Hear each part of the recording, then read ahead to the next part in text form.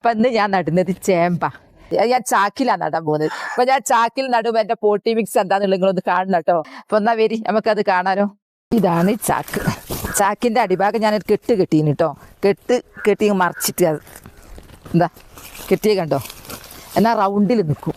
അങ്ങനെ ഞാൻ പോട്ടി മിക്സ് ഇങ്ങനെ നിറക്കട്ടെ. ഇങ്ങനത്തെ പച്ച പുല്ലുണ്ട്, വാഴൻ്റെ ഉണക്കുണ്ട്, പച്ച ഉണ്ട്, പച്ച പുല്ല്, ഇതൊക്കെ അങ്ങ് തിന്നട്ടെ.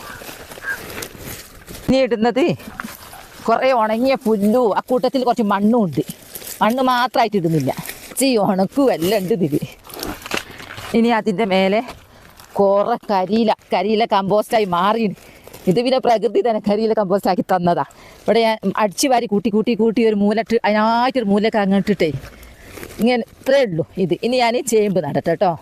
അങ്ങനെ ഞാൻ ചേമ്പ് നടാൻ പോവുക. എന്താ ഇങ്ങനെ കുഴിച്ചെടുക്കട്ടെ കുറച്ചൊന്ന്. നല്ല ഉഷാറുണ്ടാവട്ടെ. ഇത്രേ പണിയുള്ളൂ. നട്ട് കഴിഞ്ഞു ഇത്രയേ ഉള്ളൂ. ഇതിൽ തന്നെ നിറയെ പോട്ടി മിക്സ് ആണല്ലോ. ഇതിൽ കുറച്ച് മണ്ണേ ഉള്ളൂ.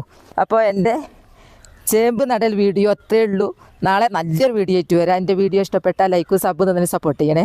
Bye bye.